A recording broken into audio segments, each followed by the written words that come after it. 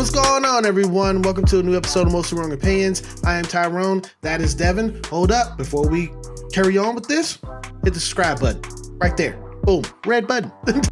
But now, being woke has its own phrase to go with it. Go woke, go broke. The idiots in control.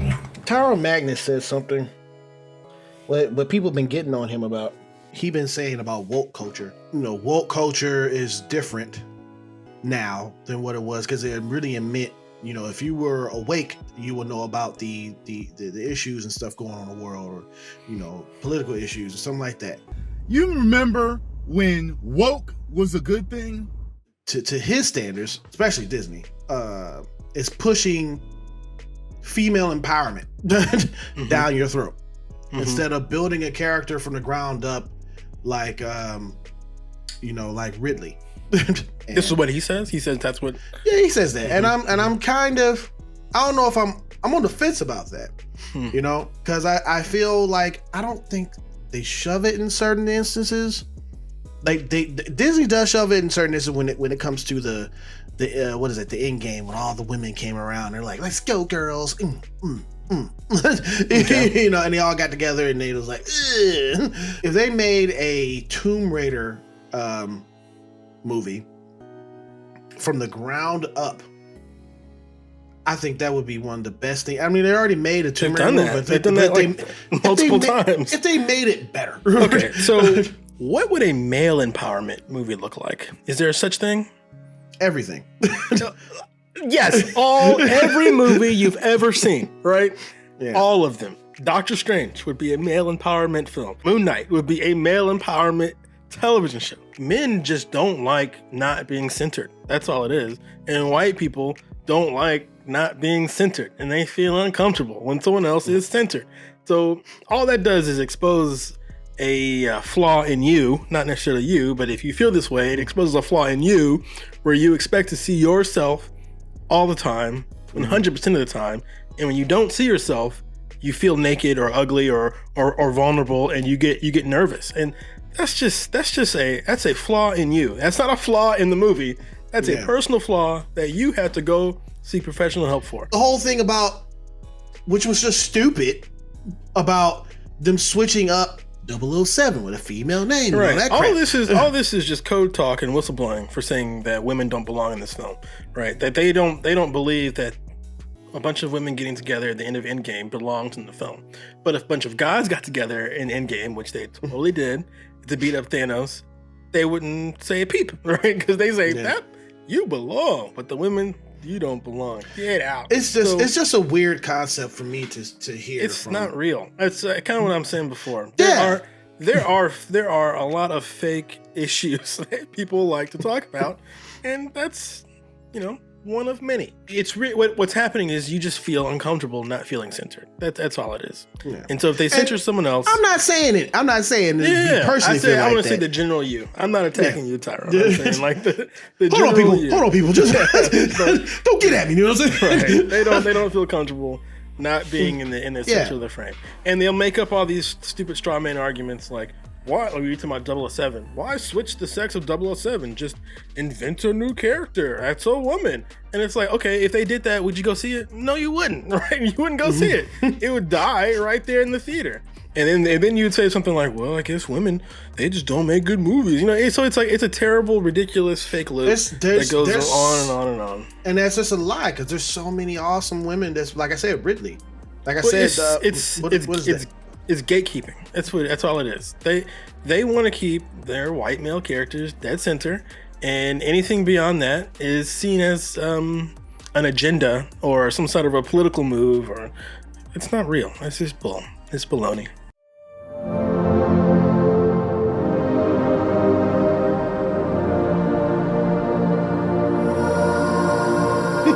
Bro, they didn't say shit in that trailer until the end.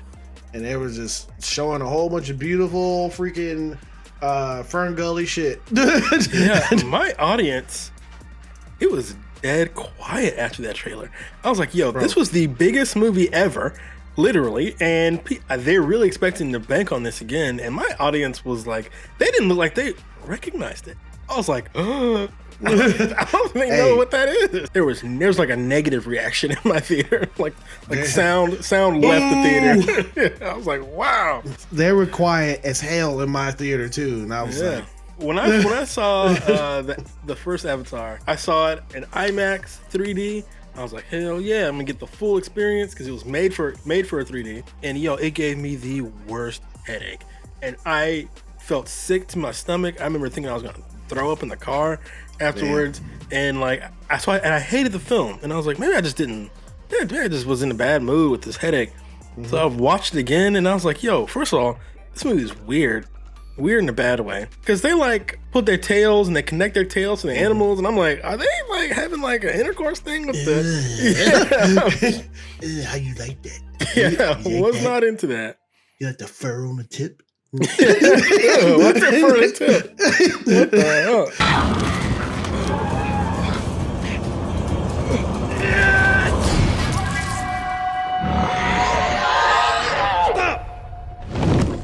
What kind of shit is that? I didn't see that movie until my friend Sean got an awesome TV. He's like, what movie should we watch first? And he was like, should we do this? And he said, Avatar. And I'm like, oh, I never seen that. And he was like, are you serious? You never seen this? I'm like, no, I have not seen the blue people that are tall. Okay.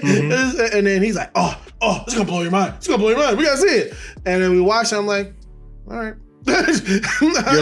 You're like, is this Dances with Wolves? Because that's really what it is. Dances with Wolves, Pocahontas, Fern Gully, all of it into one. And you know the weird part about that film was? What's up?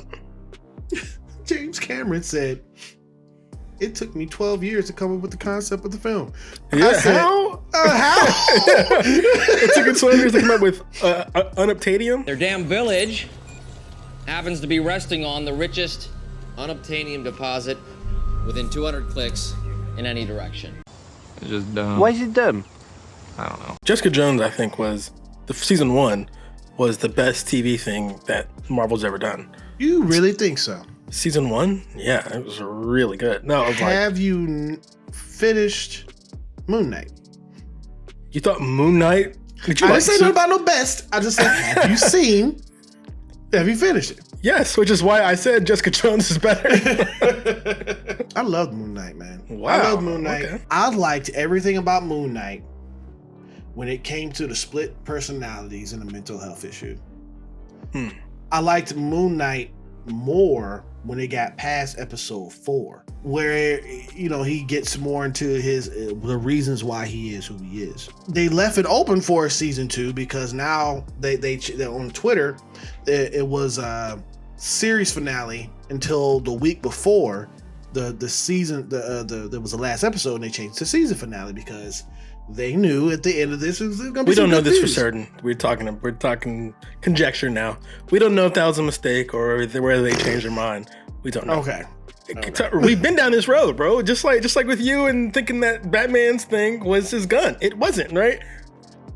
I'm saying like let's deal in real world and not necessarily, or let's acknowledge the real world versus conjecture. We can do conjecture. I like conjecture, but let's just acknowledge that's conjecture. It really got into its groove. And by the end of the show, I appreciated seeing him in the outfit. So I didn't like Moon Knight. I thought it felt soft. It felt like Disney was really pulling their punches, and it reminded me why I liked Daredevil a lot. Daredevil was a dark story, and they leaned into the darkness.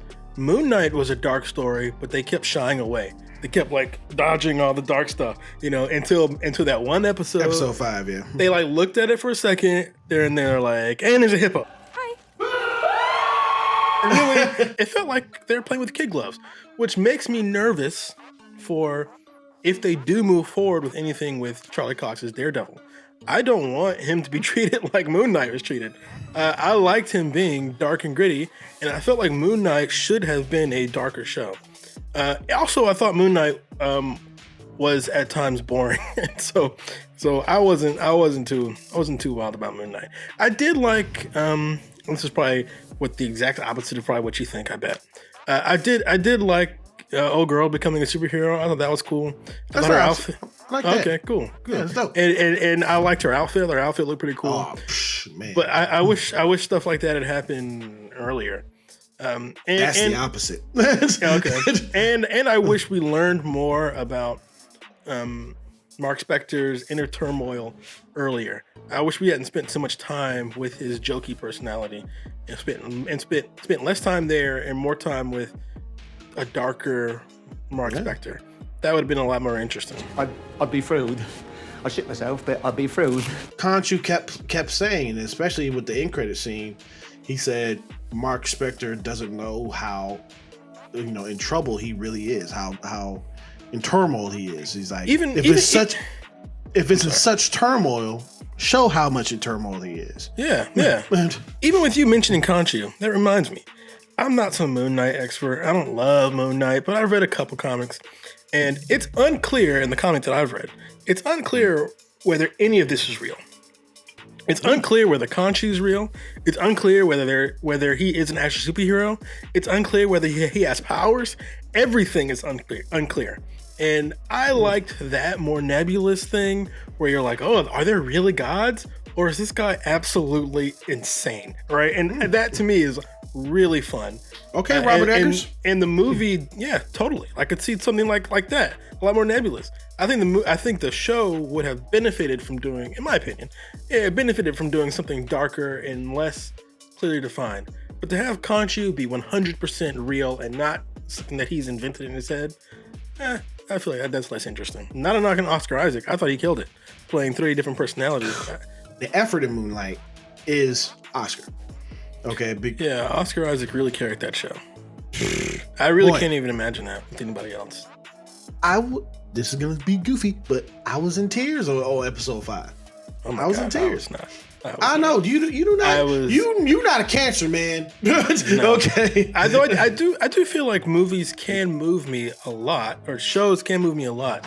But Moon Knight, I felt nothing. But the series literally ended on his face. So I'm like, are we supposed to care now? Or I guess not, right? They're just trying to sell you the next season. So, it's fine. That's the Marvel way. Which may or may not come. That's the Marvel way. Yeah. And I feel like they could have done more with the Egyptian setting too. Like, I feel like there's a lot of potential in Moon Knight that was unrealized because Marvel was playing with kid gloves. And because, also in the comics, Moon Knight is one of Marvel's Batman. Kind of, right? He's like one of them. And so, like, I could see a dark, troubled character. I could see that fitting in with Marvel because there's not that many like that. And that's not really what we got tonally. That's not what we got tonally in Moon Knight. If someone was like, should I watch Moon Knight? I'd be like, hell no. Go watch Daredevil or season 1 of Jessica Jones. Don't bother with Moon Knight. Mostly wrong opinion. Go watch it. Go watch it. If you like Oscar Isaac, watch it. Okay, if you like to see something different from Oscar Isaac when it comes to his acting ability, if you like Oscar Isaac, you'll be disappointed all the way until you get to episode 5 where he's given something to do, and then you'll like it. But beyond that, no. Hey, we'd like to thank you for clicking on this video. We really do appreciate you. Everyone that's sitting right there in your couch or the fluffy thing that you sit on, whatever it may be. It's maybe called a the chair. Or a person. You're sitting on a person? I don't know. So thank you. What happens at your house? If you could do us a favor, though, please hit that subscribe button to the right. Yeah. Your left, right. their right. Exactly.